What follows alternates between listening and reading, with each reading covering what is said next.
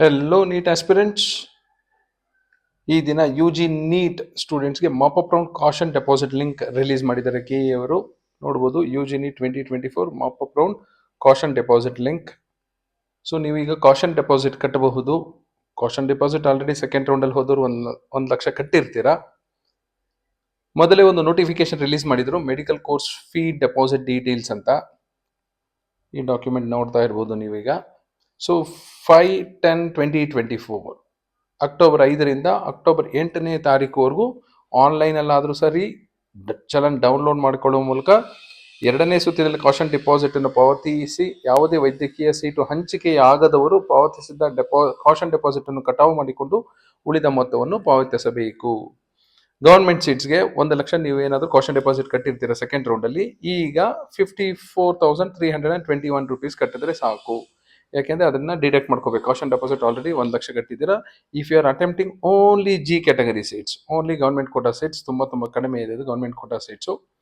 ಇಲ್ಲ ನಾನು ಪ್ರೈವೇಟ್ ಸೀಟ್ಸ್ಗೂ ನಾನು ಟ್ರೈ ಮಾಡ್ತೀನಿ ಅಂದರೆ 12,867 ಫೀಸು. ಬಟ್ 1,00,000 ನೀವು ಮೊದಲೇ ಕಟ್ಟಿರೋದ್ರಿಂದ 11,867 ಆನ್ಲೈನ್ ಆದರೂ ಕಟ್ಬೋದು ಇವತ್ತು, ಇಲ್ಲ ಚಲನ್ ಡೌನ್ಲೋಡ್ ಮಾಡಿಕೊಂಡು ನಾಳೆ ಬ್ಯಾಂಕು ಹೋಗಿ ಬೇಕಾದ್ರೆ ಕಟ್ಬೋದು. ಆಮೇಲೆ ಆಪ್ಷನ್ ಎಂಟ್ರಿ ಮಾಡಬೇಕಾಗುತ್ತೆ.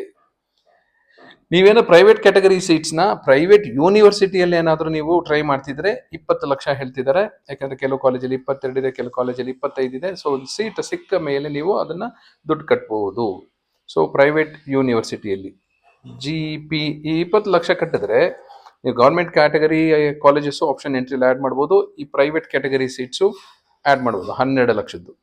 20 ಲಕ್ಷ ಕಟ್ಟಿದ್ರೆ 1.5 ಲಕ್ಷದ್ದು, 12 ಲಕ್ಷದ್ದು, 20, 22, 25 ಲಕ್ಷದ್ದು ಸಹ ಕಟ್ಬೋದು. GP ಮತ್ತು ಪ್ರೈವೇಟ್ ಯೂನಿವರ್ಸಿಟಿಯ ಪಿ ಸೀಟುಗಳನ್ನು ನಮೂದಿಸಲು ಅನುಮತಿಸಲಾಗುವುದು.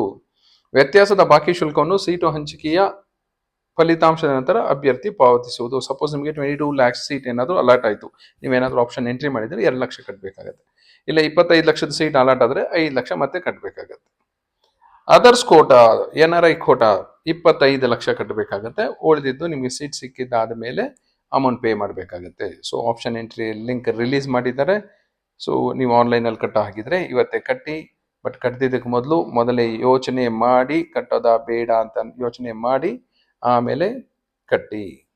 ಯಾಕೆಂದರೆ ಮಾಪಪ್ ಅಲ್ಲಿ ಅಲಾಟ್ ಆದಮೇಲೆ ನೀವು ಕಾಲೇಜ್ ಜಾಯಿನ್ ಆಗಲೇಬೇಕು. ಯಾಕಂದರೆ ಆಲ್ರೆಡಿ ಫಸ್ಟ್ ಇಯರ್ದು ಫೀಸ್ ಕಟ್ಬಿಟ್ಟಿರ್ತೀರ.